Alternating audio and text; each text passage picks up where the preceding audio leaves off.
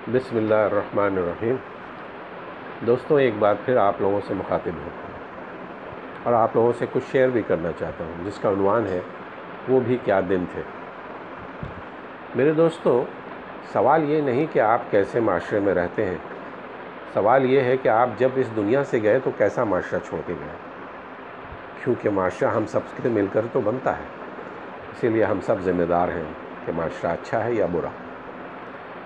अच्छी बात है कि आप लोग या हम लोग पार्टी फंक्शन करते रहते हैं। इसी बहाने हम सब घर से निकलकर बाहर तो आते हैं। इंसान अगर मिलना जुलना ख़त्म कर दे तो इससे इंसानियत की ख़त्म होने का ख़तरा है। लोगों से मिलना जुलना बहुत ज़रूरी है। आदमी जितना लैंग्वेज से सीखता है, मेरा मानना है इससे कहीं ज़्यादा बॉडी लैंग्वेज से सीखता है।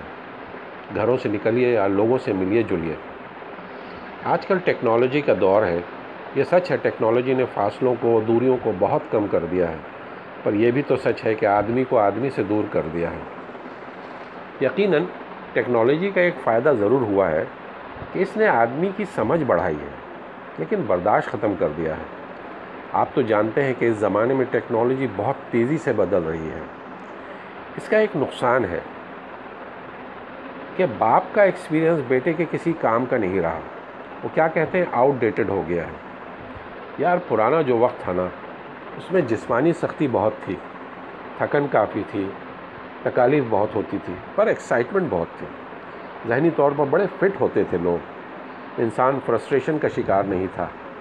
आज तो लोगों की अक्सरियत ज़हनी दबाव, फ्रस्ट्रेशन और बेचैनी की वजह से तकरीबन पागलपन का शिकार है। यकीनन आज के दौर में आसानियाँ बहुत हैं, पर एक्साइटमेंट और ख़ुशी ख़त्म हो गई है। आपको ऑडी, मर्सिडीज़ या हुमर जैसी गाड़ियों में वो मज़ा नहीं आएगा जो वालिद साहब की दिलाई हुई 100-150 रुपए की साइकिल चलाने में आया करता था। मैं कोई नॉस्टैल्जिक नहीं हूँ कि तब बहुत अच्छा था और अब कुछ भी अच्छा नहीं। अभी भी बहुत कुछ अच्छा है और अच्छा हो रहा है, पर इंसान इतनी तेज़ी से भाग रहा है पर कहीं पहुँच नहीं रहा। बस दोस्तों, वो भी क्या दिन थे कि घड़ी तो एक आध के पास होती थी, पर सब के पास वक्त था। आज की तरह नहीं कि फेसबुक पर तो 5000 फ्रेंड्स हैं और घर में बोल चाल बंद है। टेक्नोलॉजी ने माना बहुत तरक्की की है। दोस्तों, टेक्नोलॉजी ने कितनी भी तरक्की की हो, उजाला तो बनाया जा सकता है पर धूप नहीं बनाई जा सकती। शमा की जगह ट्यूबलाइट ने ले ली है। अब परवाना ट्यूबलाइट को शमा समझकर कुर्बान होने जाता है तो उसे छिपकली खा जाती है।